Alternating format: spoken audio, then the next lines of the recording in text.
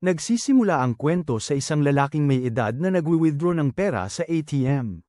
Pero kung makakapag-withdraw siya ng sobrang daming pera, normal lang yon dahil isa siyang tycoon.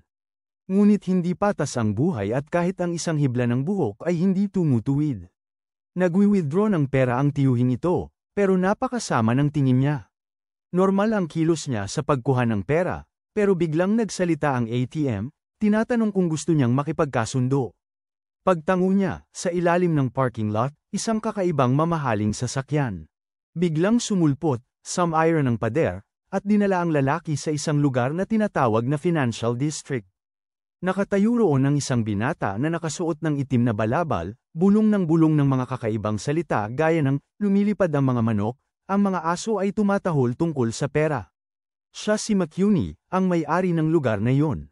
Habang umiinom siya ng pulang alak, lumapit ang isang binata na may pink na buhok at inihayag ang pakikipagkasundo ng may-ari sa lalaking nasa kalagitnaan ng edad.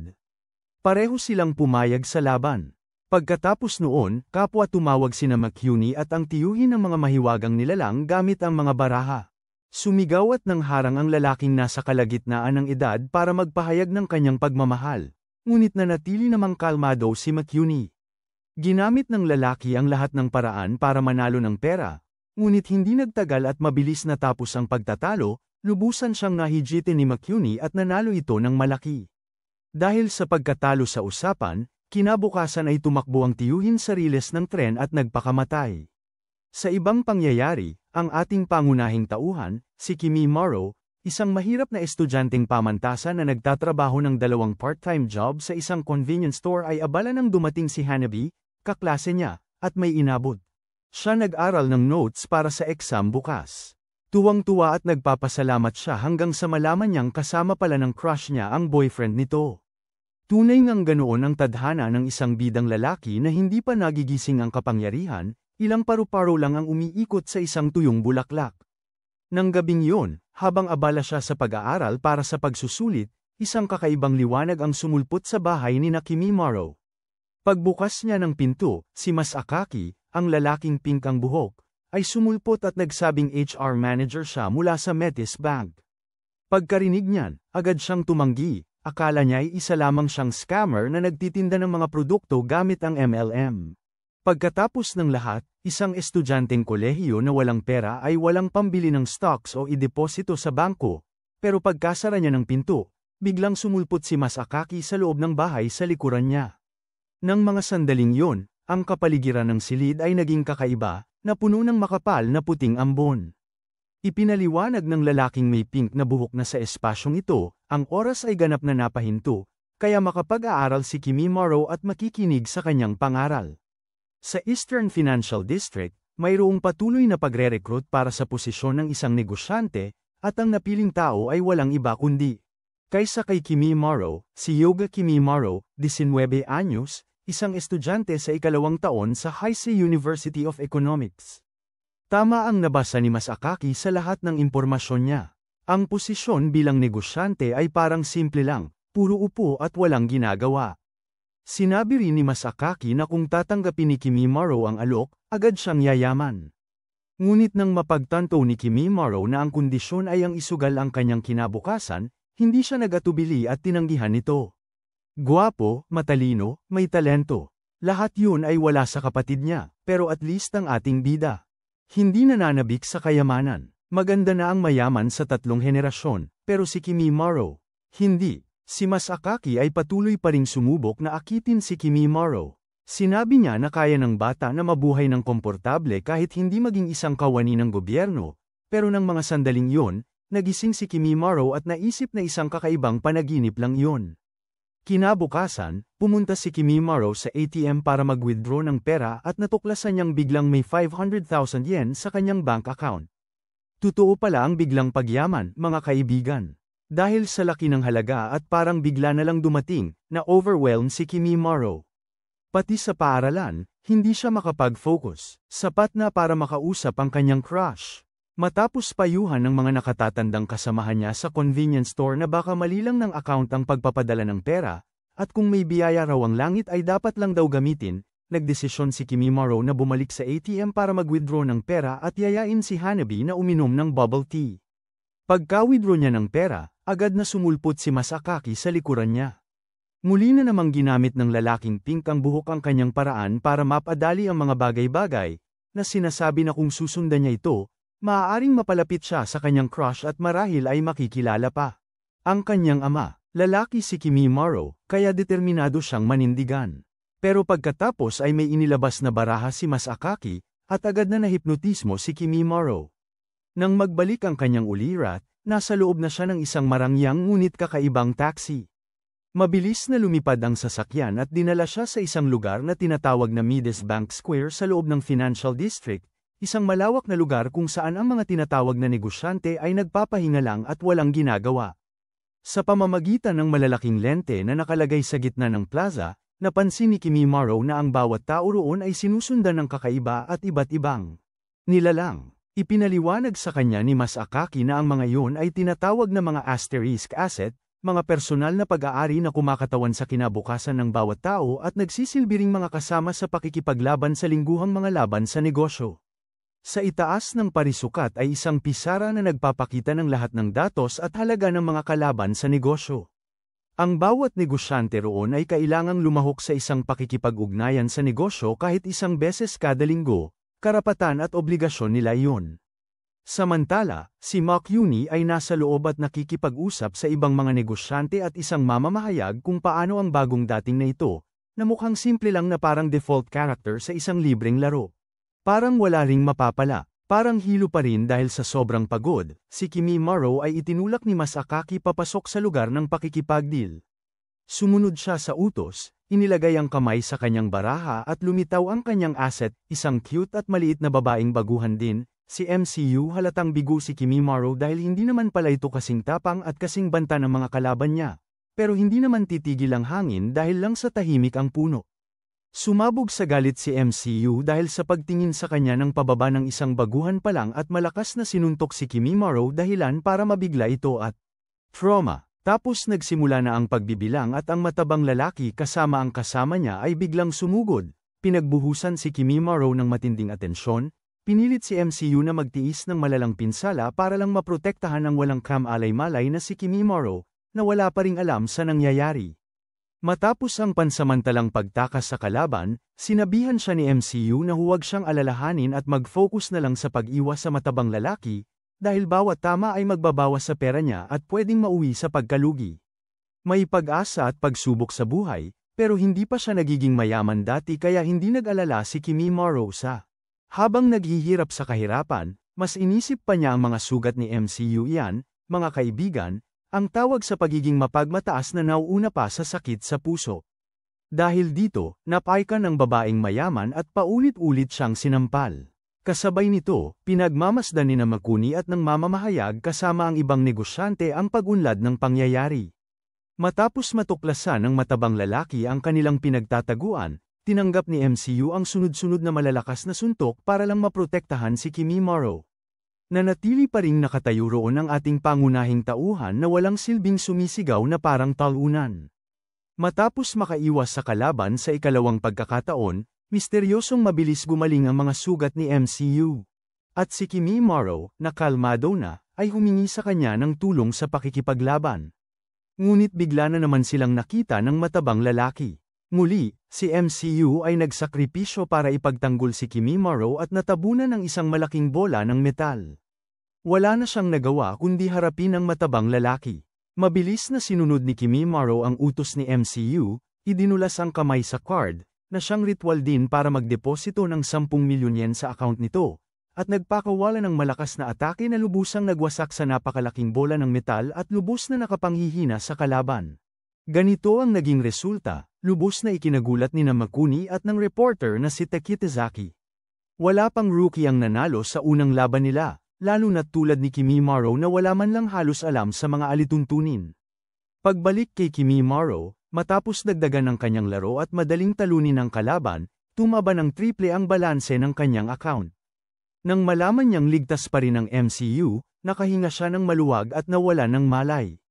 Kinaumagahan, nang magising siya, nasa pamilyar niyang silid na siya. Akala niya panaginip lang ang laban kagabi, biglang sumulpot si Masakaki sa likuran. Sinabi niya kay Kimimaro na sulitin muna ang kasiyahan ng tagumpay at sisanduan niya ito sa susunod na linggo. Binalaan din siya ni Masakaki na kung sakaling malugi siya sa financial district, napakahirap ng kahihinat na niya sa totoong buhay, kaya wala nang magawa si Kimimaro kundi tanggapin ang kahit anong laban. Pagkatapos, pinakita ng lalaking pink ang buhok kay Kimimaro kung paano makipag-ugnayan sa kanyang asset gamit ang card. Tinanong ni Kimimaro si MCU kung kumusta na ito, na ikinagulat nito dahil nag-aalala ito para sa isang asset.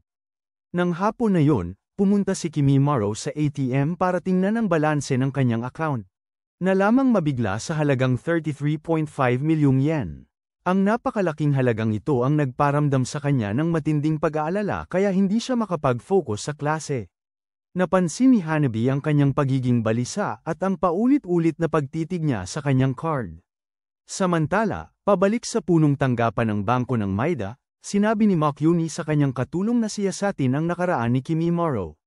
Simula nang makabalik mula sa financial district, bigla na lamang nakakakita si Kimimaro ng mga itim na perang papel ng Maida, na sa iba naman ay mukhang ordinaryong Japanese yen pa rin.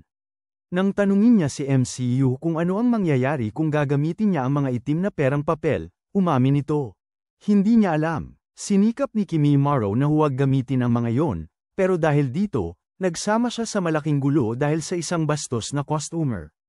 Bigla na lang sumulpot si Makyuni, na nagkunwaring isang ordinaryong mamamayan, at matalinong tinulungan si Kimimaro na paalisan ang bastos na lalaki. Sa labas, para magpasalamat kay Makyuni, binilhan siya ni Kimimaro ng kape sa convenience store, na halos ikakaiyak ni Makyuni. Nang banggitin ni Makyuni ang mga itim na perang papel, saka lang napagtanto ni Kimimaro na galing din pala ito sa financial district. Kinumpirma ni Makyuni na napanood niya ang pakikipag-usap ni Kimimaro sa matabang lalaki kagabi. Ipinaliwanag niya na ang pera ni Maida ay galing sa bangko ni Maida, at makikita ito ng sinumang galing sa distrito ng pananalapi. Tiniyak din niya kay Kimimaro na walang mangyayaring masama kung gagamitin niya ang mga perang papel ni Maida. Sumagot si Kimimaro na sinabi ng payaso na kulay rosas ang buhok na ginagamit ang kanyang kinabukasan bilang panagot. Inakala naman ni Makyuni na ang paggamit ng kinabukasan para kumita ng pera ay normal lamang. Sa usapang ito, hindi direkta ipinakita ni Makyuni na kilala niya ang nawawalang ama ni Kimimaro. Pagkatapos ay nagpakilala siya bilang Makyuni sa Hokkaido at sinabing tutulungan niya si Kimimaro kung maaari, bago umalis. Kasabay noon, isang misteryosang babaeng may blonde na buhok ang nagmamasid sa kanilang lihim na pagkikita sa pamamagitan ng isang security camera. Si Sato ang pangalan ng babaeng yun at ang tunay niyang pagkatao ay isang inumbestigador na nagtatrabaho para sa isang organisasyon na nagsisiyasat sa tunay na layunin ng pag-iral ng financial district.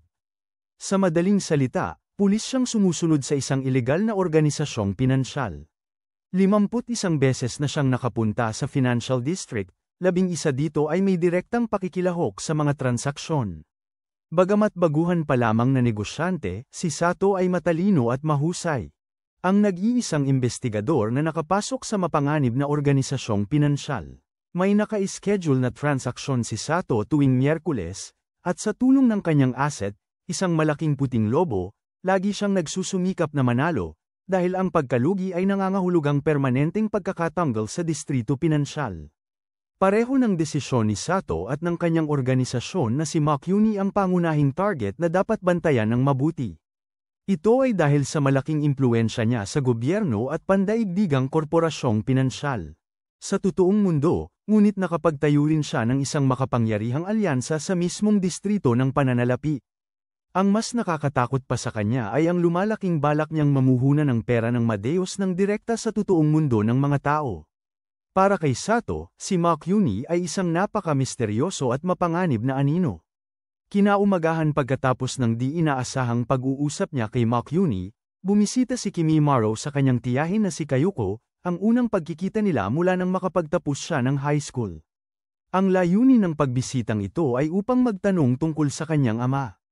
Ibinahagi ni tiyahin Kayuko na pagkatapos mamatay ng kanyang mga magulang, naiwan nila sa likod ng ilang gamit na may kaugnayan sa mga stock o seguridad. Nang silipin ni Kimimaro ang mga gamit ng kanyang nawawalang ama, nagulat siya nang makatagpo ng isang notebook na may emblem ng Midas Bank sa loob. Nang buksan niya ang huling pahina, Tuluyan siyang natahimik sa sobrang gulat. Agad na tinanong ni Kimimaro kay MCU kung paano niya mahahanap si Masakaki, ang payaso na may pink na buhok, at nahulaan ni MCU na baka naroon siya sa Midas Bank sa kasalukuyan. Napansin din niya ang kakaiba at nakakagulat na ekspresyon sa mukha ni Kimimaro. Pagbalik sa distrito ng pananalapi, natagpuan ni Kimimaro. Agad na nilapitan ni Masakaki at pinilit na makausap hinggil sa notebook na iniwan ng ama niya. Kahit anong pilit ni Kimimaro, ayaw magbigay ng impormasyon si Masakaki tungkol sa ama nito. Pinaghihinalaan ni Kimimaro na ang notebook ang dahilan kung bakit siya napili bilang negosyante sa Financial District, pero iginiit ni Masakaki na sadyang nagkataon lamang yun. Bigla na lang sumulpot si Makyuni sa likuran ni Kimimaro, at sinabing may sasabihin daw ito sa kanya. Pagkatapos ay dinala siya ni Makyuni kay Tekitazaki, ang info hunter, para makausap niya ito ng direkta tungkol sa kanyang ama. Nakakagulat, kilala pala ni Tekitazaki ang ama ni Yoga Kimimaro. Nang tanungin kung ano ang ugnayan niya kay Yoga, tapat na sumagot si Kimimaro na anak niya ito. Matapos ang ilang mapang-akit na pagtitig kay Makyuni sa likuran, nakatanggap si Tekitazaki ng 100,000 Midas na bayad mula kay Makyuni bilang bayad sa serbisyo. Doon lamang niya ibinahagi ang nalalaman niya tungkol kay Yoga. Gaya nga ng kasabihan, hindi pera ang lahat, pero kung wala nito, bulag ka sa katotohanan. Ipinaliwanag ni Tekitazaki na si Yoga, ang nawawalang ama ni Kimimaro, ay dating makapangyarihang personalidad sa Financial District. Adik siya sa mga mapanganib na pakikipag-ugnayan sa negosyo, at lubos na bihasa roon, ngunit kahit siya ay hindi nakaiwas sa isang matinding pagkalugi, na tuluyang nagdulot ng agarang pagkalugi niya. At sa distrito ng pananalapi, ang pagkalugi ay nangangahulugang wala na ang iyong kinabukasan, na nagpapahirap sa iyong makipag-ugnayan sa iyong pamilya, mga kaibigan, o kahit kanino paman. Sa huli, nagpakamatay ang ama ni Kimimaro. Lubha ang pinsala sa kanyang katawan kaya hindi na ito nakilala, kaya't ibininaba na lamang ng mga awtoridad ang kaso ng pagpapakamatay. Nang tanungin ni Kimimaro ang tungkol sa pagkatao ng kanyang ama at kung sino talaga siya, nagpatuloy si Tekitazaki, na sinasabing si Yoga ay may grabe ang pagka-obsessed sa pera. Kahit kaunting barya lang, gagawa siya ng paraan para kumita ng mas malaki. Dahil dito, binansagan siyang the miser ng mga tao sa Financial District. Ibinahagi pa ni Tekitazaki ang isang mahalagang detalye. Dahil anak ni Yoga si Kimimaro, maaaring mamana niya ang hindi pangkaraniwang swerte ng ama sa mga negosyo. Pero nagbabala si Tekitazaki kay Kimimaro na mag-ingat at huwag hayaang maulit ang nangyari sa kanyang ama. Pagkatapos ng usapan nila Tekitazaki, bumigat ang loob ni Kimimaro. Nalungkot at nagtampo siya sa kanyang ama dahil sa pagpili ng isang buhay na hindi karaniwan dahil sa pera at sa pag-iwan sa kanya at sa kanyang ina. Pero hindi sumang-ayon si Makyuni.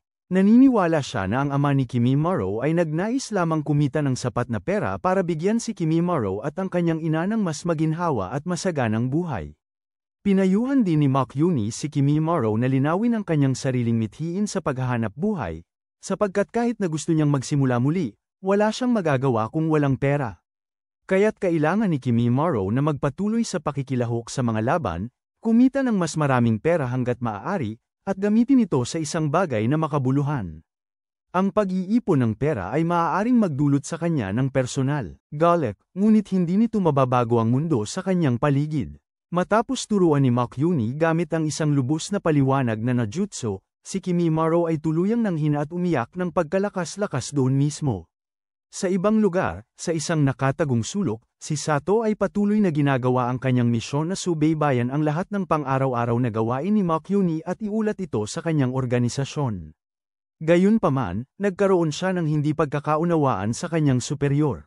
Taos-pusong gusto ni Sato na pigilan ang pagtatangka na ipaikot ang salaping Midas sa totoong mundo, samantalang naniniwala ang kanyang amo na ang pakikialam ay maaaring magdulot ng napakalaking kahihinatnan. Ilang araw ang lumipas, muling dumating ang misteryosong itim na taxi upang sunduin si Kimimaro at mabilis siyang dinala pabalik sa distrito ng pananalapi para sa sapilitang pakikipaglaban sa negosyo ngayong linggo. Labis ang kanyang pagkagulat nang malaman na ang kanyang ikalawang kalaban ay walang iba kundi ang kanyang propesor sa universidad na si Abada. Lumalabas na halos 1 taon na si Abada sa distrito ng pananalapi, na may layuning kumita ng dagdag na pera para sa kanyang pamilya. Sa pagkakaalam ni Kimimaro, malapit nang magkaroon ng ikatlong anak sina Propesor Abada at ang kanyang asawa. Ngunit mukhang ang hindi inaasahang paglaki ng kanilang pamilya. Hindi naman sila nabibigatan sa pera, marahil dahil sa bahay na nasa tabi ng kalsada at negosyanteng biyenan, hindi nila kailangang mag-alala sa salapi. Patuloy ang pagbubuntis ng asawa at si Ibarra ang nag-asikaso ng lahat. Sa totoo lang, kumikita si Ibarra ng dagdag sa pamamagitan ng panalo sa mga negosyo sa distrito ng pananalapi. Balik sa kasalukuyang labanan, hindi alam ni Kimimaro ang gagawin nang kailangan niyang harapin mismo ang kanyang guro. Ngunit si Ibarra ay hindi nag-atubili at siya ang unang gumalaw. Kahit na lagi siyang magalang at matikas sa silid-aralan, nang pagdating sa kayamanan at kahirapan, ipinakita niya ang kanyang medyo mapanlinlang na ugali. Sa katunayan, nang may pera na nasasangkot, ang pagiging guro-estudyante ay biglang nawala. Agad na inutusan ni Ibarra ang kanyang tauhan na sugurin ang kanyang estudyante gamit ang isang nakal-alasong paraan, iniwan si Kimimaro na nasa matinding paghihirap at may malaking pinansyal na pagkalugi. Pagkatapos ay nagpasya siyang maglunsad ng pangwakas na pag-atake para madaling tapusin ang walang kwentang laban. Ngunit, sa sandaling yun ng panganib, si MCU ay sumugod kay Kimimaro at hinimok siyang ibenta ang isa sa 10 stock na nakatalaga sa kanya. Mula sa labas ng arena, agad na binili ito ni Makuni ng 50 milyong yen. Ito ay nagbigay kay Kimimaro, sapat na pondo para mamuhunan sa MCU at magsagawa ng pag-atake na talagang nakapang-ibabaw kay Ibarra. Mula sa simula, akala ni Ibarra madali lang niyang mapapasuko ang baguhan at walang kaalam-alam na estudyante. Pero sa huli, siya mismo ang napahiya. Dahil hindi matanggap ang pagkatalo sa negosyo, nabigla si Ibarra. Pagkatapos, biglang sumulpot si Masasaki ang clown at agad na pinalaya si Ibarra sa distrito ng pananalapi. Pagkatapos ng pangyayari, napakuryuso ni Kimimaro sa mekanismo ng pagbebenta ng stock. Ipinaliwanag ni MCU na ang bawat ari-arian ay may 10th shares at ang may-ari ay maaaring magbenta ng sa siyam sa kanila. Ngunit kailangan niya itong bilhin muli mamaya. Hindi rin nakalimutan ni Kimimaro na pasalamatan si Makuni sa pagtulong nito kanina. Ngunit si Makuni ay sumagot lamang na binili niya ang mga stock ng ari-arian para sa kapakanan ng kanyang kumpanya upang kumita sila sa transaksyon. Pag-uwi galing sa labanan, tinanong ni Kimimaro ang matandang driver ng taxi mula sa Financial District kung ano ang mga posibleng mangyari kung ang isang tao ay matalo at malugi. Aminado ang driver na hindi niya alam, ngunit sinabi nitong ang pagbabalik sa totoong mundo ay maaaring maging kawili-wili nga. Para kay Kimimaro, parang tanga siya dahil sinubukan pang makipag-usap ng maayos sa kakaibang matandang yon. Maya-maya, sa punong tanggapan ng guild, iniulat ng katulong ni Makuni ang mahahalagang impormasyon. Higit sa 1 sa 200 miyembro ang nasa guild sa kasalukuyan at kontrolado nila ang halos 1/4 ng distrito ng pananalapi. Kung tataas pa ang bilang na yun at aabot sa mahigit 50%, halos mapangangasiwaan na ni Makuni ang karamihan sa mga operasyon at impluwensya sa distrito ng pananalapi. Lumalabas na ang pangunahing layunin ng misteryosong lalaking si Makuni ay baguhin ang kasalukuyang sistema ng pagpapatakbo ng distrito ng pananalapi at upang tuluyang matapos ito, kasabay nito, nais din niyang hikayatin si Kimimaro sa paniniwala na sumama sa alyansa ng mga guild. Pagbalik sa totoong mundo, kinabukasan sa klase, labis na nag-alala si Kimimaro para sa kanyang propesor, ngunit si Ibarra ay dumating sa paaralan at nagturo ng mahinahon na gaya ng dati. Pagkatapos ng klase, agad siyang hinabol ni Kimimaro para tanungin ang kalagayan nito, at niyaya siya ni Ibarra sa bahay nito upang makapag-usap ng mas detalyado.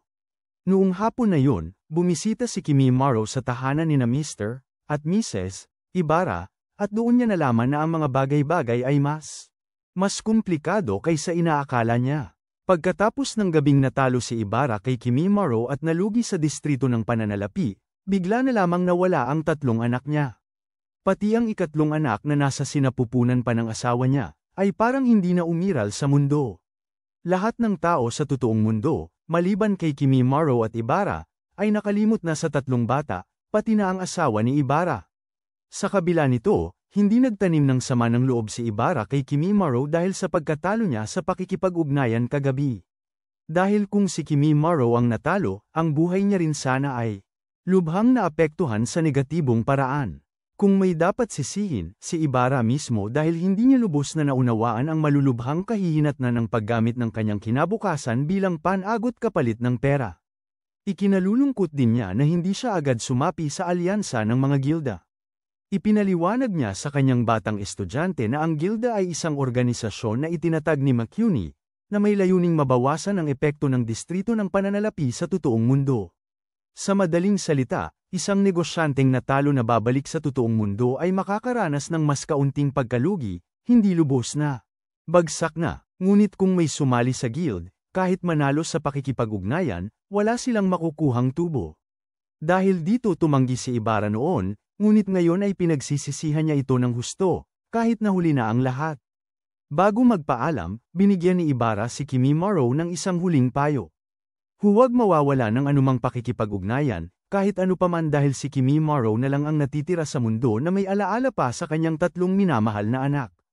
Mas lalong bumigat ang loob ni Kimi Morrow nang marinig ang mga salitang yun mula sa kanyang propesor sa unibersidad.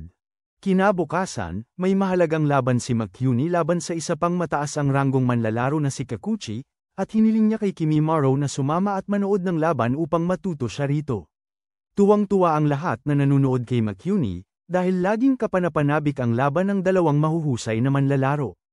Bago magsimula ang laban, tinanong ni McCuney si Kikuchi kung wala pa rin itong balak sumali sa alyansa ng guild. Hindi pinansin ng matanda ang tanong, at sa gayon ay opisyal na nagsimula ang laban.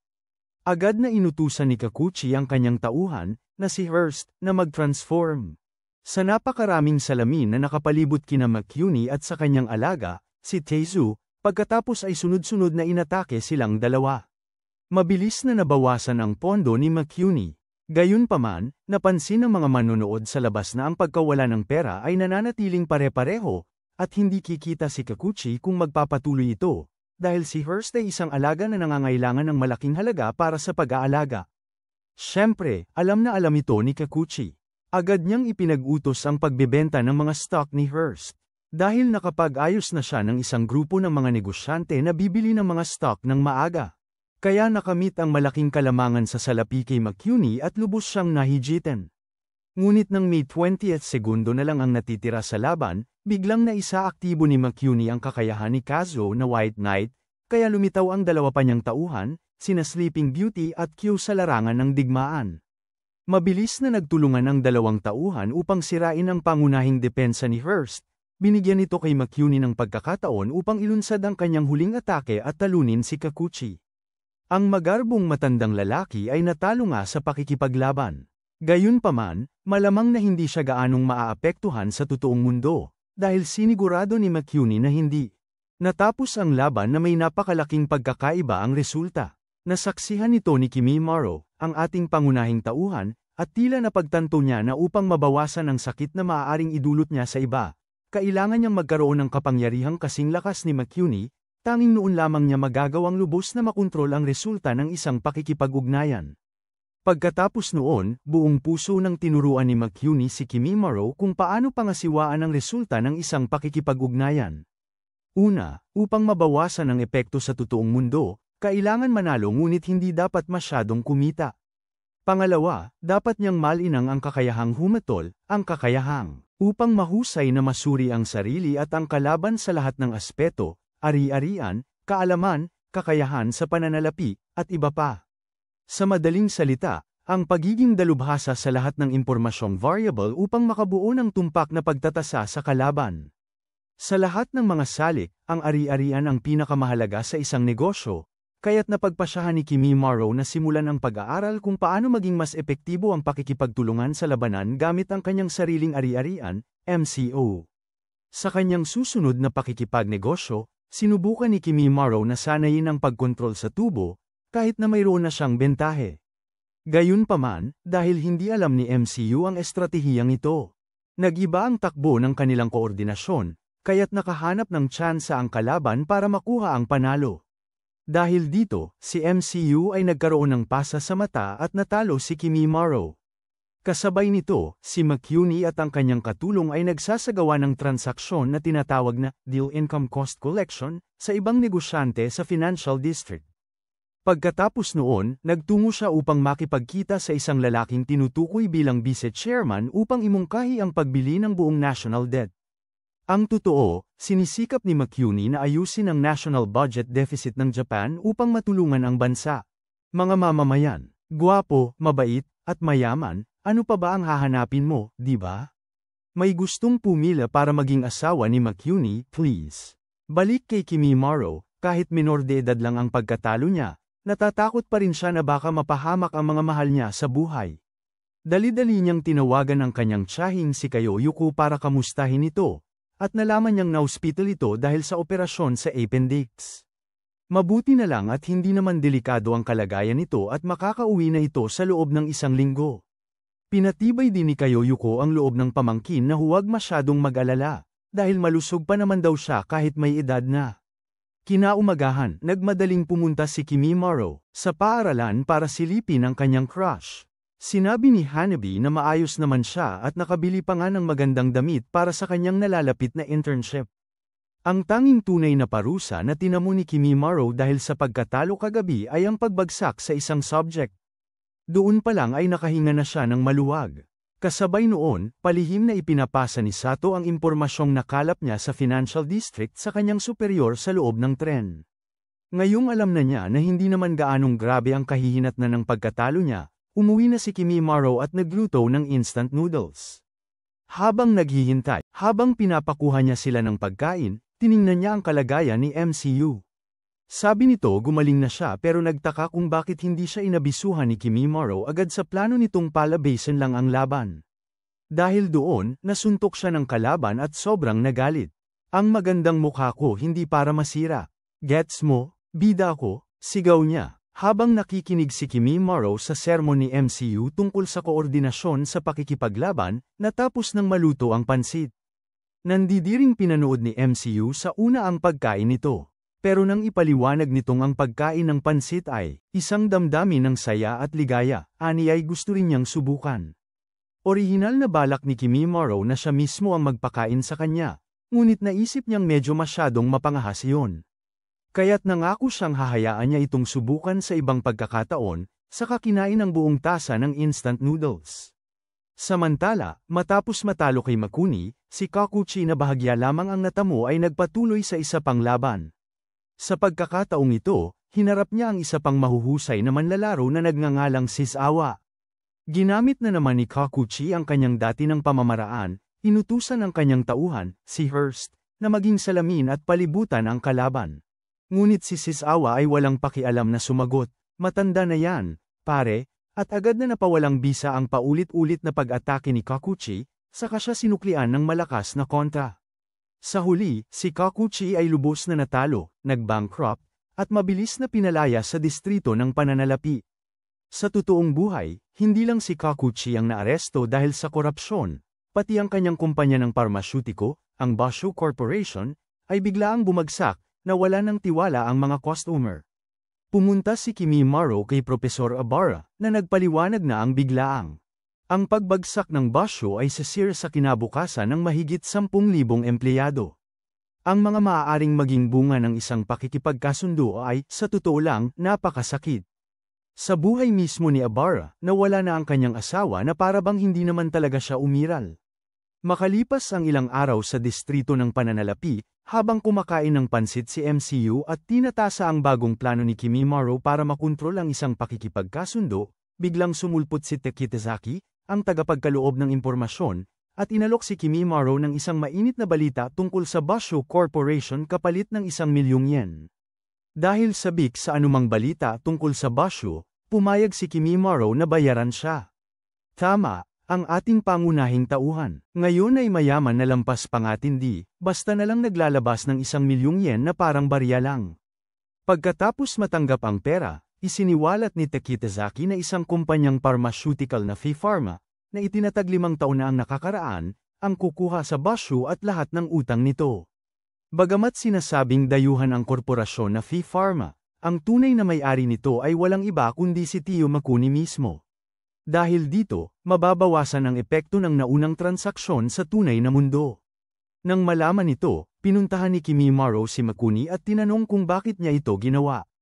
Ipinaliwanag ni Makuni na ang perang Midas nakapasok na sa totoong mundo, at napakahirap na nitong pigilan ang pagkalat nito. Kaya naman itinatag ni Makuni ang guild upang mapanatili ang balanse sa pagitan ng dalawang mundo gamit ang mismong salaping Midas para mapigilan ang mga masamang epekto ng mga deal.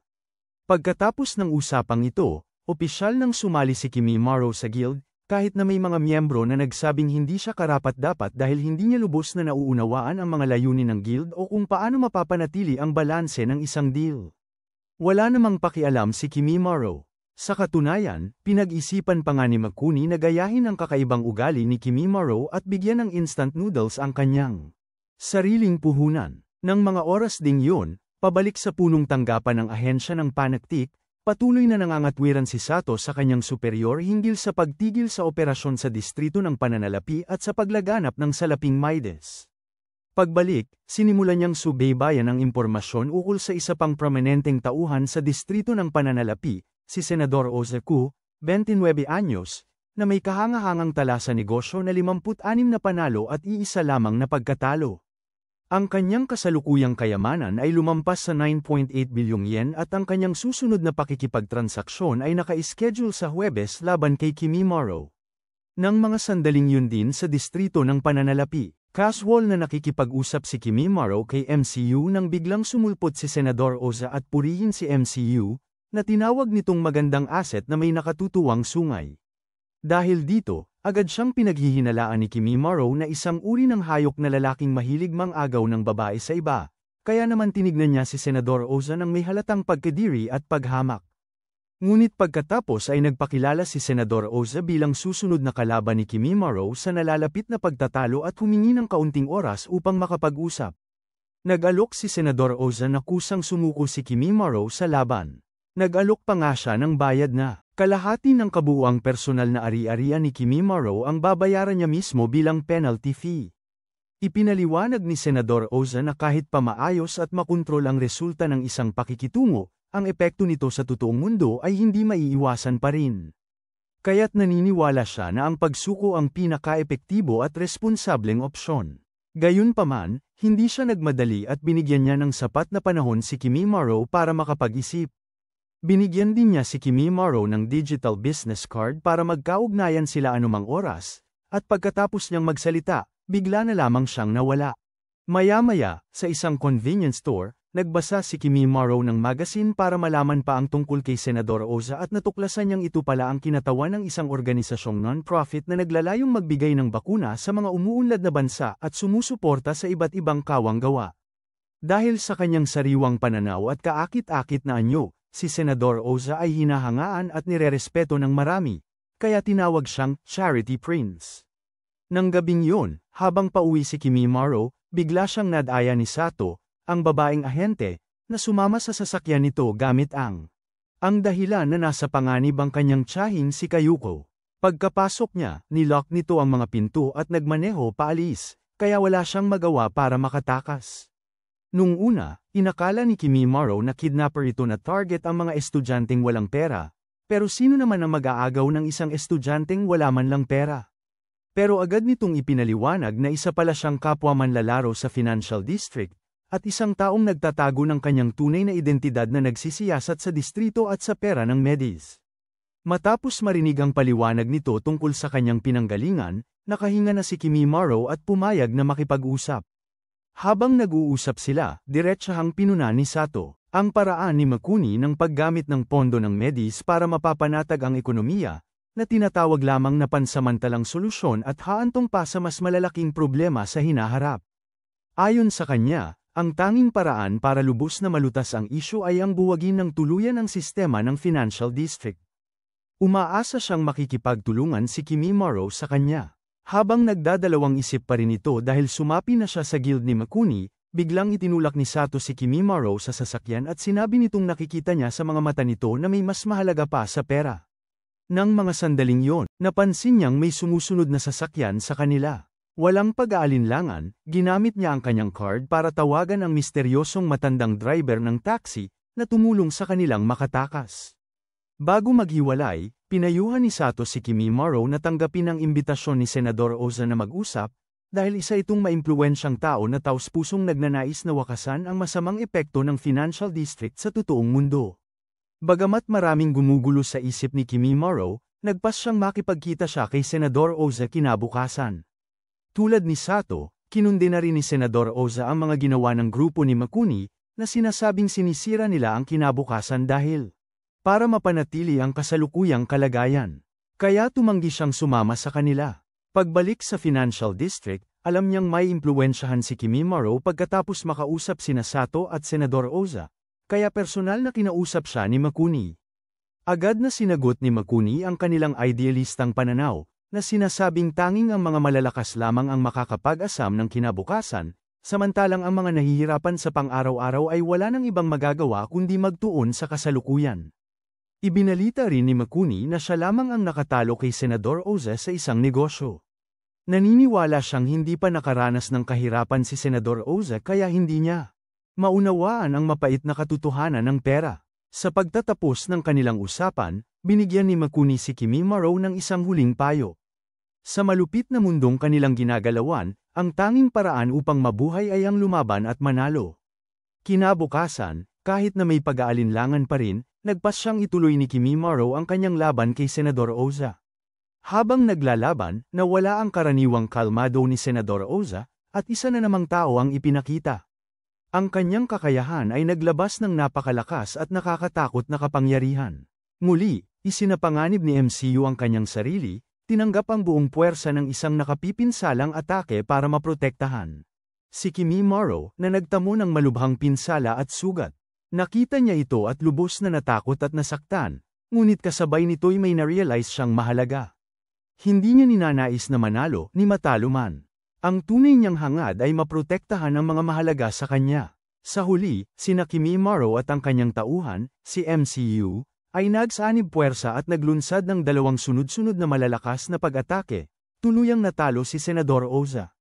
Agad itong nagdulot ng malaking pagkalugi kay Senador Oza sa totoong mundo. Kinabukasan, nang dalawin ni Kimi Morrow si Senador Oza sa opisina nito, nadatnan niya itong naghahanda ng lumipat kasama ang ilang kaibigan at kasamahan upang magpatuloy sa pagpapalaganap ng pag-asa sa pamamagitan ng ibang mga organisasyong kawanggawa sa buong mundo. Imbes na magpakita ng galit dahil sa pagkatalo, nagpahayag si Senador Oza ng matatag na paniniwala na si Kimi Morrow ang maaaring maging dahilan ng pagbabago sa Financial District. Bago umalis, hiniling niya kay Kimi Morrow na dalhan ng isang tasang paborito nitong instant noodle si MCU bilang paghingi ng tawad sa matinding pinsalang natamo nito sa kanilang pag-aaway. Hanggang dito na ang kwento. Bumalik sa alaala ang nakaraan, noong bago pa maging isang kilalang manlalaro sa pananalapi si Makuni. Noong estudyante pa siya sa universidad, napilitan si Makuni ng kanyang ama na sundan ang negosyo ng kanilang pamilya. Paulit-ulit na itinanim ng kanyang ama ang mga maling paniniwala sa isipan ng kanyang anak tungkol sa kapangyarihan ng pera, na sinasabi na ang isang perang papel ay isang piraso lamang ng papel, ngunit kapag pinagtambak-tambak, ito ay nagiging higit pa sa pera, ito ay nagiging kapangyarihan, isang nakakatakot na kapangyarihan na makalilipol sa buong mundo. Pagkatapos ng pagtatapos sa universidad, si Makuni ay naging sekretarya agad ng kanyang ama. Lubos itong nakapanghihina ng kanyang loob hanggang sa sumuko siya sa kanyang matagal ng hilig sa musika at tuluyang ibinuwag ang banda nila sa kolehiyo na mayroon na silang kontrata. Mula noon, wala siyang nagawa kundi ang malungkot na magtrabaho, ginagawa ang lahat ng ipinag-uutos ng kanyang ama. Ang pangunahing hanap buhay ng kanyang ama ay ang pagbuo ng magkakaugnay na mga network sa pananalapi, gamit ang pera para sa mabuti at masamang layunin. Pinaiigting niya ang mga koneksyon na ito gamit ang mas maraming pera, at kung ang isa ay gumuho, ang iba ay babagsak na parang domino. Iyon, aniya, ang tunay na kapangyarihan. Ngunit hindi ang kanyang ama ang nag-imbento ng sistemang ito, sinamantala niya lamang ito ng maitatag na ito. Mayroon ding nakababatang kapatid si Makuni na si Takako, na may malubhang karamdaman mula pagkabata. Halos buong buhay niya ay nakahiga lamang sa kama ng ospital. Mahal na mahal niya si Takako, siya ang taong talagang gusto niyang protektahan. Kahit ang pagsunod niya sa mga utos ng kanyang ama ay dahil sa pag-asang makakakuha ng sapat na pera para gumaling ang kapatid. Pagkatapos ng trabaho sa kumpanya araw-araw, dumadaan si Makuni sa ospital para kamustahin siya. At makipag-usap sa kanya. Sandali, Tila magiging mapayapa na ang buhay, at sisikat na ang araw para sa kanilang dalawa. Ngunit di nagtagal, ang kumpanya ng kanyang ama ay nagsimulang maghirap at halos mag-bankrupt. Ang isa sa mga konektadong negosyo sa network ay nagkaroon ng problema, na nagdulot ng sunod-sunod na paghihirap sa buong sistema. Ang kumpanya ng pamilyang Makuni, dahil nasa gitna ito ng network, ang pinakanasalanta. Para bang hindi pa sapat ang paghihirap na yon, lumala rin ang kalagayan ni Takako noong mga panahong yon. Lahat ng ospital sa Japan ay sumuko na sa kanyang kaso, natitira na lamang ang isang pagpipilian, ipadala siya sa Estados Unidos para sa paggamot, kung saan may maaaring pag-asa na mapahaba ang kanyang buhay. Nang sabihin ito ng doktor, parang kumulog at kumidlat sa pandinig ni Makuni. Ngunit nagpasya siya na ililigtas niya ang kanyang kapatid kahit ano paman. Nang gabing yun din, umuwi siya at nagmakaawa sa kanyang ama na ipadala si Takako sa Amerika para sa paggamot. Ngunit sa halip na pumayag, mariin siyang tumanggi ang kanyang ama. Iginiit niya na ang lahat ng natitirang kayamanan ng pamilya ay dapat gamitin sa pagliligtas sa kumpanya. Kahit mamatay pa si Takako, ang kumpanya ay na dapat pangalagaan at paunlarin. Umabot pa siya sa puntong sabihin na kahit ama siya, mas inuuna niya ang negosyo, at mayroong mas mahalagang bagay na dapat protektahan kaysa sa mga anak niya. Ang mga masasakit na salitang yun ang tuluyang nagwasak sa natitirang pagmamahal ni Makuni sa kanyang ama. Sa sandaling yon, hindi na niya ito itinuring na ama. Napagpasyahan ni Makuni na siya na mismo ang kikita para maituloy ang pagpapagamot kay Takako. Ngunit pagkatapos noon, ipinagbawal si Makuni sa kanyang silid. Lumipas ang mga araw at gabi sa kawalan ng pag-asa, at nang sa wakas ay payagan na siyang lumabas, ang kanyang kapatid na babae. Lubhang lumala na ang kalagayan niya. Nang madali ang pumunta si Makuni sa ospital, naka-ventilator na si Takako, at lalong humihina ang paghinga niya. Nalalaman na ayaw ni Takako pumunta sa US para magpagamot dahil ayaw niyang iwanan ang Japan o ang kapatid niya. Ang totoo, gusto niya lang makausap pa si Makuni. Sa huli, ang dapat mangyari ay nangyari nga kinagabihan. Natulog na si Takako ng mahimbing, at yun na ang huling pag-uusap nila ng kanyang kapatid. Maya-maya pa, ang payaso na may pink na buhok, sumulpot si Masakaki at inalok si Makuni ng pwesto sa Financial District. Dahil sa pagkawala ng kapatid at ayaw nang manatili sa malamig na tahanan ng kanyang ama, tinanggap ito ni Makuni ng walang pag-aalinlangan.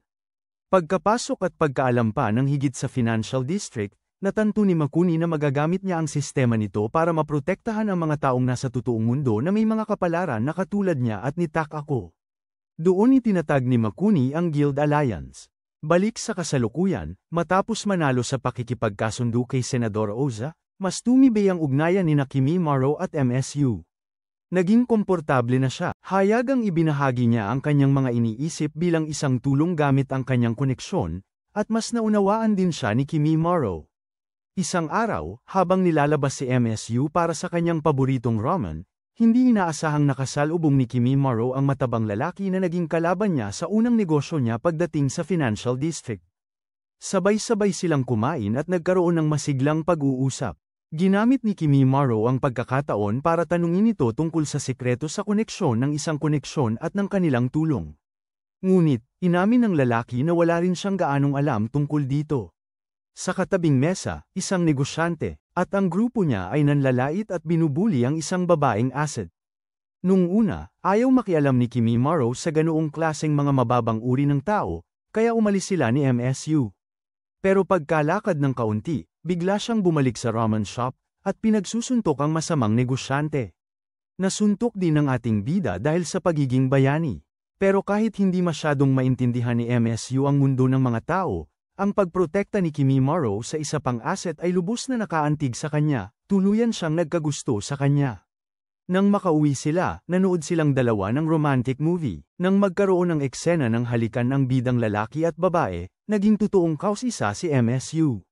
Dahil sa kawalan ng karanasan sa pag-iibigan, ipinaliwanag ni Kimi Morrow sa kanya na ang paghalik ay isang paraan ng pagpapahayag ng damdamin ng 2 taong tunay na nagmamahalan. Lalo pang nadagdagan ang kuryosidad ni MSU, kaya tinanong niya kung pwede silang mag-try na humalik. Ang ating bida, dahil dalisay na birhen, ay walang alam sa paghalik kaya mabilis siyang tumanggi, na sinasabing kailangan talagang magmahalan ang dalawa para humalik. Mula noon, napagtanto ni MSU na ang nararamdaman niya para kay Kimi Morrow ay pag-ibig nga. Nang gabing yon, habang sakay sa karaniwang sakay ng itim na taxi papuntang Financial District, bigla ang nakaramdam si Kimi Morrow ng kakaiba, parang may mali, may banayad na pagbabago sa totoong mundo sa labas. Binaliwala ito ng matandang driver na sinabing guni-guni lang niya. Pero ang pakiramdam na yun, ang pagkabalisa ni Kimi Morrow sa kinabukasan ng mundo, ay lalong lumalakas at tila magkakatotoo na. Samantala, sa Financial District, ang alyansa ng Guild ni Makuni at ang ibang mga manlalaro roon ay nasa malaking panganib dahil sa biglaang pagbagsak ng interes at halaga ng mga stock sa mga bansang Timog Silangang Asya. Kung magpapatuloy ito, wala nang matitiis pa ng matagal. Naalala ng isang miyembro ng Guild ang isang bansang dating tinatawag na Caribbean Republic. Pagkatapos ng pagbagsak ng mga pangunahing pinansyal na distrito ng North America, ang bansang yon ay tuluyan ng nawala sa mundo. Kung mangyayari ang ganoon sa mga pangunahing pinansyal na distrito sa Timog Silangang Asya, hindi rin makakaiwas ang Japan sa papalapit na panganib ng pagkawasak. Kaya naman dali-daling inilunsad ni Makuni ang isang plano na kilala bilang si. Noon, sa totoong mundo, nagsisimulang manggawala ang mga tao sa mga kalye dahil sa patuloy na krisis pang-ekonomiya. Nagpunta si Sato kay Takitizaki para makipag-usap hinggil sa isang lihim na microchip na dati na niyang ipinakuha dito. Sa pagkikita nila, may ibinunyag si Takitizaki na nakakagulat na impormasyon. Mayroong isang mangangalakal na traidor sa alyansa ng Guild ni Makuni. Sinabi rin niya na nakaharap na niya noon pa ang tauhan ni Kimi Morrow, at inangkin pang ang may koneksyon ng MCU sa ama ni Kimi Morrow, yung nagpakamatay dahil sa pera. Sinubukan ni Takitizaki na ibenta kay Sato ang mahalagang impormasyong ito, pero hindi ito interesado at tinalikuran na lamang siya. Si Kimi Morrow ay pumasok pa rin sa paaralan gaya ng dati, pero napansin niya ngayong may kakaiba, parang iba na ang mga kaklase niya. Pati si Hanabi, ang kanyang crush, ay hindi na masaya at positibo tulad ng dati. Naalala niya ang naimbestigahan ni Sato noon, na ang kinabukasan ng sangkatauhan sa totoong mundo ay tila nagiging malungkot. Habang naglalakad at lutang ang isipan, di inaasahang nakasalubong niya ang kanyang guro, si G. Ibarra, na nakatayo sa bubong ng isang matayog na gusali. Dali-dali siyang umakyat para alamin ang nangyayari at nalaman niyang kamakailan lamang ay sinubukan ni G. Ibarra ang lahat ng paraan upang mabawi. 3 anak at ang kanyang asawa, winasak pa nga niya ang kanyang mga proyekto sa pag-aaral dahil sa kawalan ng pag-asa, ngunit lahat ng pagsisikap ay nabigo. Sa wakas, gumamit si Ibarra ng huling paraan, isinugol niya ang kanyang buhay para mailigtas ang kanyang pamilya. Pagkarinig nito, agad na pinigilan ni Kimi Morrow ang kanyang guro at nangakong hahanap siya ng paraan para maibalik ang kinabukasan ni Ibarra. Nagmadali siyang pumunta sa distrito ng pananalapi para harapin si Masakaki.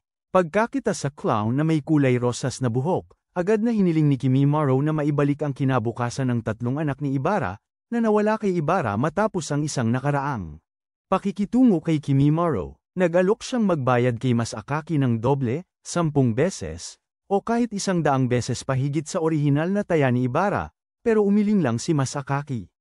Ang mga oportunidad na nasayang na sa sugal ay hindi na mababawi, kahit gaano pa karami ang perang iaalok.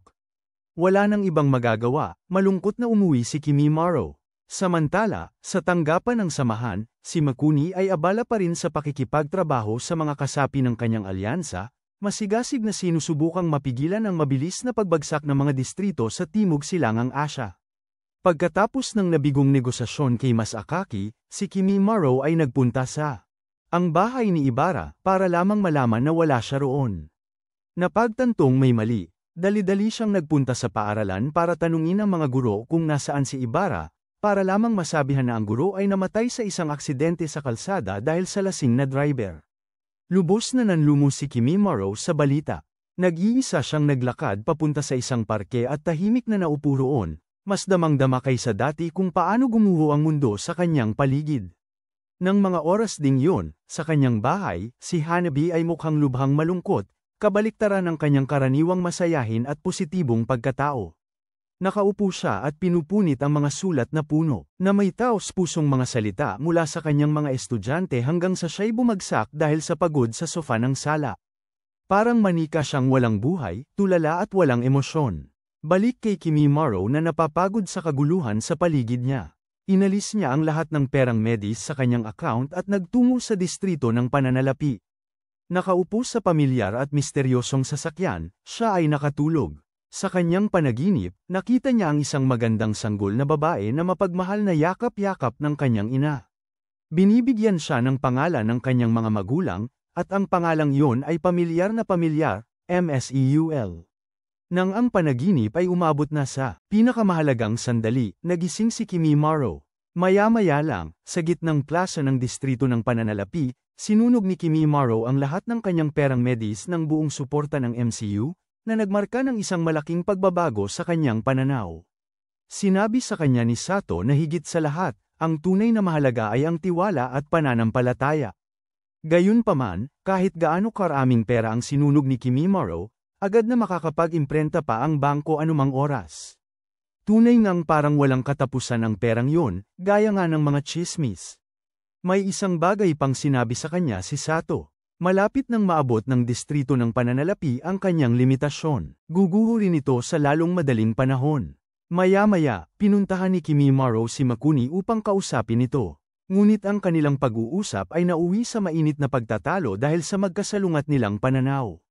Unti-unting nararamdaman ni Kimimaro na ang layunin ni Makuni na isakripisyo ang kinabukasan para mailigtas ang kasalukuyan ay walang katuturan.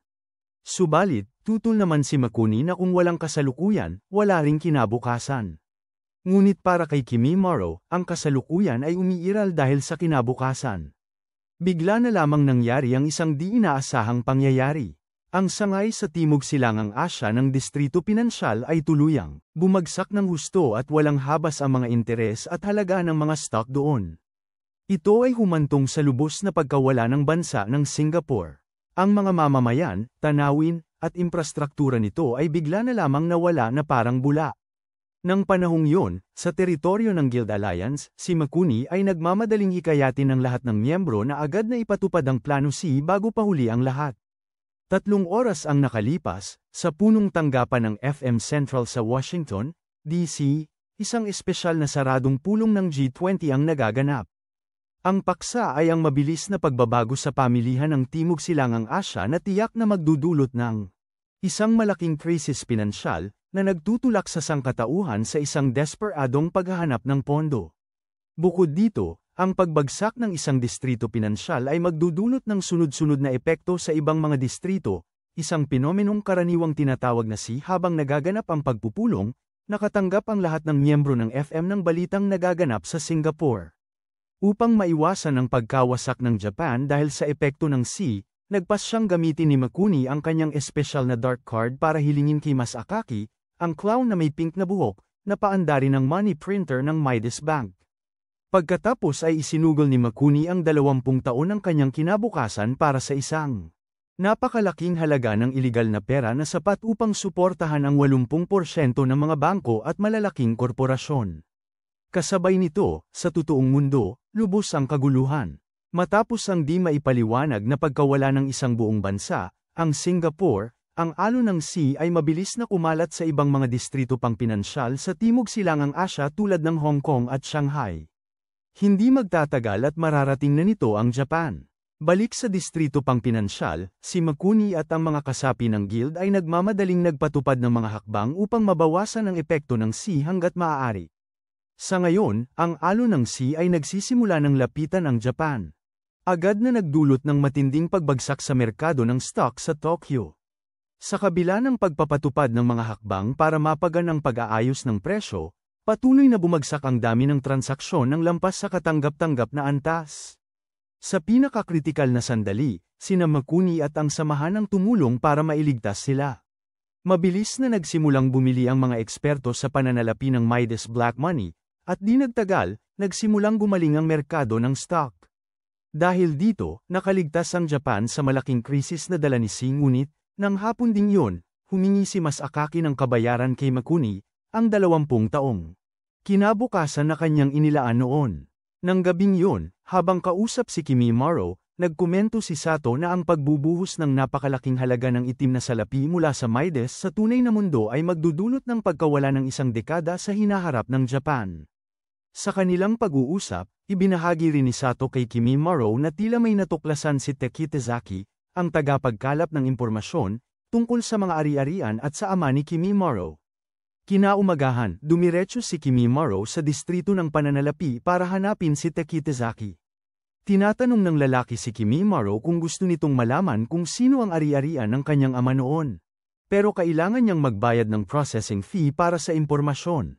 Wala nang ibang magagawa, walang gana namang ibinigay ni Kimimaro ang pera. Pagkatapos ay pinakita sa kanya ni Tekitizaki ang isang napakalumang larawan sa itim at puti. Isang tingin pa lang ay tuluyan ang nagulat si MSU. Mukhang dating alaga pala ito ng ama ni Kimimaro.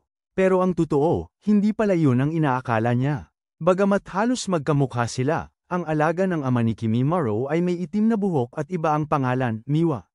Ibinahagi rin ni Tekitizaki na siya ay isang napaka-pera. Ngunit si Miwa ay tuluyan ang nawala matapos mag-bankrupt ang ama ni Yoga Kimimaro at mapalaya sa financial district. Bilang dagdag pa, nagbigay si Tekitizaki ng isa pang teorya. Ang dahilan kung bakit magkamukha ang dalawang assets ay dahil maaaring magkapareho ang kinabukasan ng ama at anak.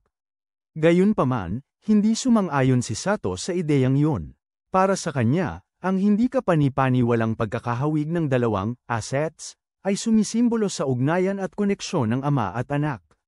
Sa mas simpleng salita, pareho ang hinahabol ni Kimimaro at ng kanyang ama. Ito rin ay nagsilbing patunay na kahit si Yoga ay nahuhumaling sa pera, tunay niyang mahal ang kanyang anak. Ang ebidensya, kahit na nag-bankrupt si Yoga sa distrito ng pananalapi, si Kimimaro ay hindi nawala sa totoong mundo. Nariyan pa rin siya, malusog at buhay. Pagkatapos, binigyan ni Sato si Emasuyo ng isang tasa ng instant noodles at sinabihan siyang tandaan ang amoy ng batang yon, si Kimimaro. Nang mga sumunod na araw, mas marami pang nakapipinsalang bunga ng desisyon ni Makyuni na iligtas ang ekonomiya ng Japan mula sa unaw sa dagat ang nasaksihan ni Kimimaro. Ang unang naapektuhan ay si Kimamaro's wasak, Hanabi. Isang babaeng seryoso noon sa pag-aaral, ngayon ay palagi nang lumiliban at hindi na pumapasok. Tumawag si Kimimaro, pero hindi sumasagot, kaya pumunta siya sa bahay nito at nagulat sa sobrang puti at panghihina ng itsura. Ganun pa man, nakahinga siya ng maluwag dahil alam niyang buhay pa naman ito. Nang hapon na yon, habang nagtatapon ng basura sa convenience store kung saan siya nagtatrabaho, biglang nakaramdam si Kimimaro ng lamig, na parang sinaktan ng isang nakal-alasong hangin. Pagkatapos noon, biglang nagbago ang mga tao at tanawin sa paligid niya. Ang mga dating masisiglang parke ay napuno na ng mga taong pulubi at nagugutom. Ang mga silid-aralan na dati puno ng estudyante ay ngayon ay may iisang matandang guro na lamang. Nawala na rin sa paningin ni Kimimaro ang manager ng tindahan kung saan siya nagtatrabaho. Takot na takot, nagmadali si Kimimaro pabalik sa bahay ni Hanabi, para lamang matagpuan siyang mas malala ang kalagayan kaysa dati, hindi na niya maalala ang pangalan niya. Ang buong lungsod ay nababalot na ng nakakatakot na kulay pula. Kahit si Makyuni ay nagulat sa laki ng pinsala na dulot ng kanyang mga desisyon. Pagbalik kay Kimimaro matapos masaksihan ang mga nakapangingilabot na pangyayari, nagpas siyang makipagtulungan siya sa especially iya na si Sato. Para maibalik ang kinabukasan ng Japan. Ibinahagi niya ang plano kay MCU at sinabi na tutulungan niya itong magkaroon ng masayang kinabukasan tulad ng isang normal na babae. Ngunit ayaw na ayaw ni MCU ng ideyang yon. Kung titigil siya sa pagiging isang asset, hindi na siya makakasama sa pakikipaglaban kay Kimimaro. Totoong nagkagusto na siya sa ating bida. Nang maunawaan ang damdamin nito, hinalikan ni Kimimaro ang noo niya, isang halik para sa pinakamahalagang tao sa kanya. Sa puntong ito, mas lumala pa ang sitwasyon sa Japan. 3 bata lamang ang isinilang sa nakalipas na 1 linggo, isang nakakabahalang numero. Kasabay nito, nakababahalang ang bilis ng pagtanda ng populasyon. Makalipas ang ilang araw, nagsimulang manginig din ang mga pamilihang pinansyal sa Estados Unidos. Ang mga pera sa buong mundo ay nagsimulang mawala ng halaga dahil sa presyon ng dolyar Amerikano. Sinisikap ng Estados Unidos na makialam sa bawat pandaigdigang pera upang mapigilan ang sunod-sunod na pagbagsak na dulot ng malakas na alon. Sa madaling salita, matagumpay na naiwasan ng US ang malakas na alon at ngayon ay babalik ito sa Japan. Dahil dito, dali-daling nagpulong muli si Makuni kay Masakaki upang gamitin ang muling ginamit ang makapangyarihang baraha ng kadiliman. Handa siyang isakripisyo ang isa pang 20 taon sa hinaharap para makapag-imprenta pa ng mas maraming Midas na itim na pera, kahit na nakita na niya ang nakapangingilabot na mga kahihinatnan nito. Nang malaman nito ni Kimimaro, Sato, at Takitazaki, agad silang gumawa ng detalyadong plano para mapigilan ang mapanganib na mga kilos ni Makuni. Ang pangunahing problema rito ay ang taong may hawak lamang ng baraha ng kadiliman ang may kapangyarihan upang buhayin ang makinang pang-imprenta ng salaping Midas sa distrito pinansyal. Si Makuni lamang ang may hawak ng barahang yun. Ayon kay Sato, mayroon lamang isang paraan para mapigilan siya.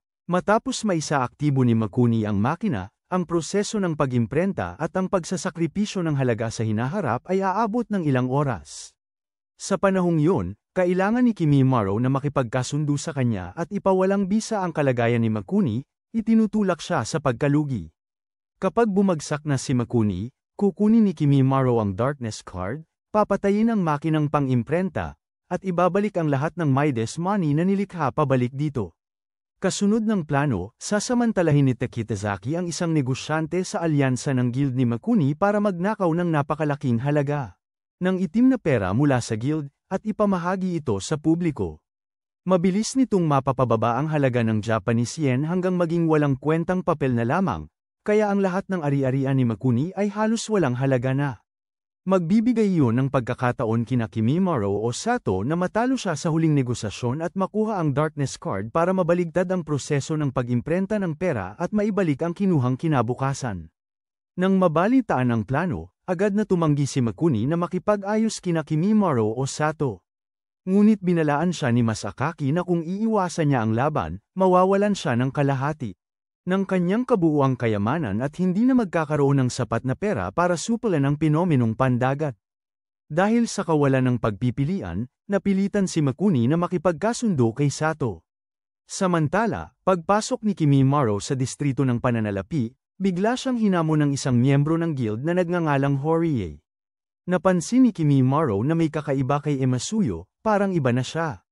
Matapos tanungin si Masakaki, nalaman niya na tuwing aktibo ang makina ng mga mita, ang mga kayamanan ay nakararamdam ng matinding paghihirap dahil kumakatawan nito sa kinabukasan. Para mailigtas ito, pinagpahinga ni Kimimaro si Emasuyo at sumabak sa labanan. Nag-iisa, walang tulong mula kay Emasuyo, si Kimimaro ay agad na nahirapan. Subalit, dahil naapektuhan din ang kayamanan ni Horie, nakahanap ng tiyempo si Kimimaro at malubhang nasugatan ang kalaban. Nang makarecover na ang dalawang kayamanan, muling tinawag ni Kimimaro si Emasuyo. Pinairal nito ang kanyang pinakamalakas na atake, isang napakalaking sunog na tuluyang winawasak si Horie. Napanalunan ni Kimimaro ang laban sa kanyang panig. Balik sa kasunduan ni Makuni at Sato, ang ating magandang especially iya ay nakakuha na ng kontrol sa kayamanan ni Makuni, si Kazuo, gamit ang kakaibang kakayahan ng kanyang sariling kayamanan. Ngunit biglang sumulpot si Q, isang iglap, nawasak ang hawak ni Kazuo at si Sato ay dagliang natalo sa huling atake ni Makuni.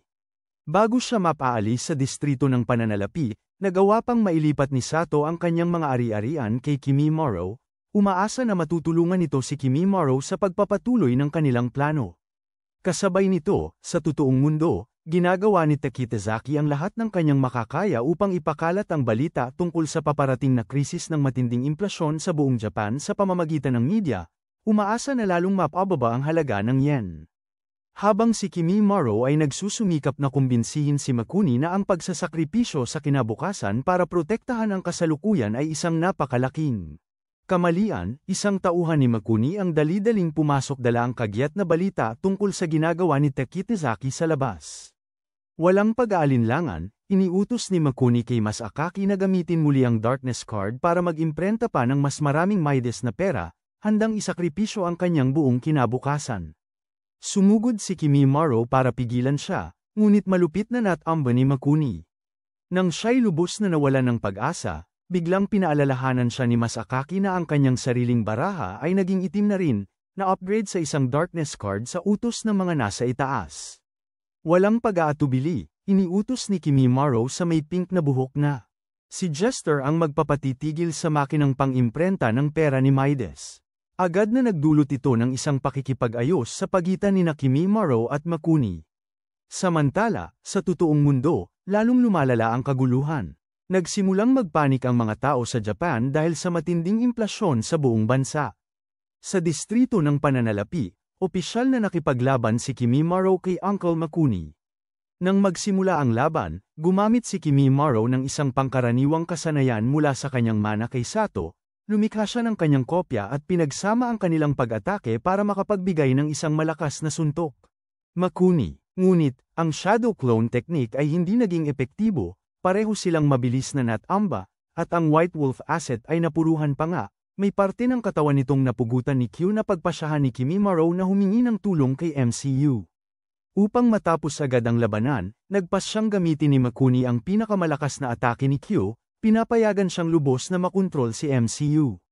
Ngunit bago pa man mailunsad ang Firestorm attack ni MCU, pareho silang nagyelo ni Kimimaro dahil sa kontra-atake ni Q na kakagulat.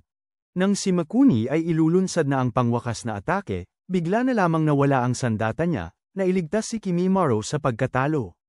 Ang dahilan, sa totoong mundo, inihayag ng Ministry of Finance ng Japan ang pansamantalang pagsuspinde sa yen, kaya't nabunyag ang tunay na anyo ng Black Midas money at nawalan ito ng halaga. Dahil dito, ang kapangyarihan ni Makuni na nakabatay sa Midas money ay bumagsak ng husto.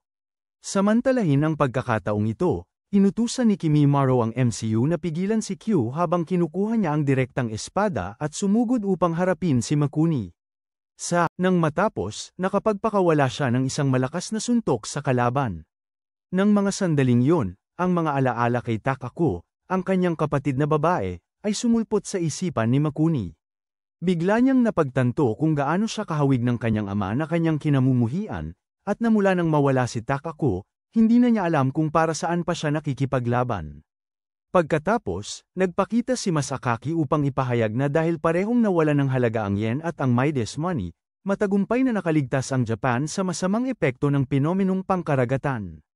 Nang maunawaan na tama si Kimimaro sa simula pa lang, tinanggap ni Makuni ang pagkatalo at ibinigay ang lahat ng kapangyarihan kay siya. Agad na ginamit ni Kimimaro ang card na kadiliman para patigilin ang makinang Midas, na kinuha ang lahat ng nakasanlaang kinabukasan.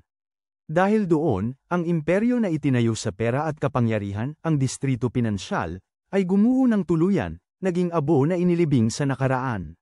Nang mga sandaling yon, hinalikan ni MCU si Kimimaro nang may pagmamahal sa labi, isang bagay na matagal na niyang gustong gawin. Humingi ng tawad si Makuni kay Q at piniling mawala na kasama ang nagigibang distrito.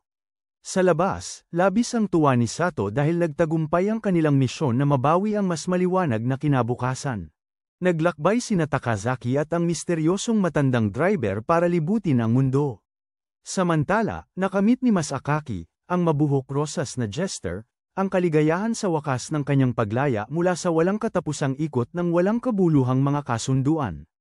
Balik sa realidad, nakita ni Kimimaro ang pagbabago ng mundo, marahil ay malaki, ngunit ang mahalaga ay buhay pa at naroon ang mga tao.